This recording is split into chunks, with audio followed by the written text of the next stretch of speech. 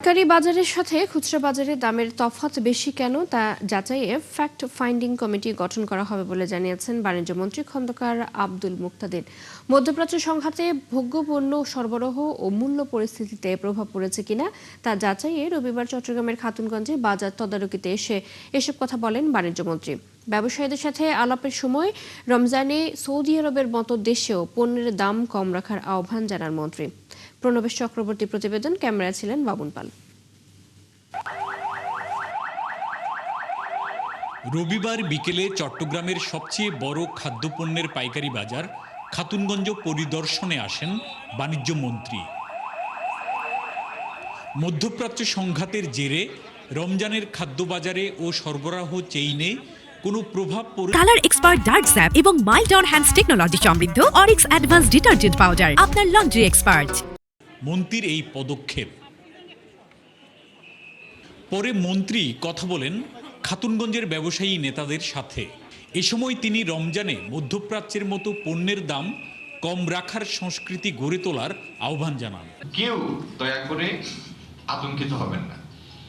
যদি পৃথিবীতে কোথাও সংঘাত লাগে, সরবরাহের উপর চাপ বাড়ে, মূল্যের ঊর্ধ্বগতির চাপ থাকে, বাংলাদেশের মানুষের, আপামর মানুষের ভোক্তার স্বার্থে, ক্রয় ক্ষমতার মধ্যে এই পণ্যগুলি রাখার স্বার্থে যে ব্যবস্থা নেওয়া দরকার আপনাদের নিযুক্ত সরকার সেই ব্যবস্থা নেবে। এ সময় রোজার পর পাইকারি বাজার ও খুচরা বাজারের দামের পার্থক্য কমিয়ে আনতে ফ্যাক্ট ফাইন্ডিং কমিটি গঠনের ঘোষণা দেন মন্ত্রী। একই সাথে বাজার যেন বাধাহীন চলতে পারে তা নিশ্চিতে তথ্য প্রবাহ ঠিক রাখার উপরও জোর দেন তিনি। আমরা একটা ফ্যাক্ট ফাইন্ডিং কমিটি করব, এখানে আপনারাও থাকবেন।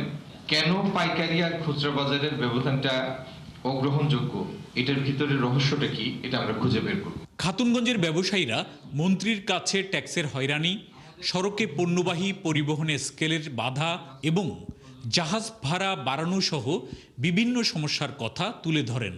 এই স্কেলটা যদি না উঠে, স্কেলের সমস্যার সমাধান না হয়, খাতুনগঞ্জ আরও আস্তে আস্তে ভবিষ্যতে এটা আরও অকেজো হয়ে পড়বে। তা আমরা চাচ্ছি যারা কর দিচ্ছে তারা স্বাভাবিকভাবে দিক, আর যারা করের আওতার বাইরে আছে তাদেরকে করার আওতায় আনুক।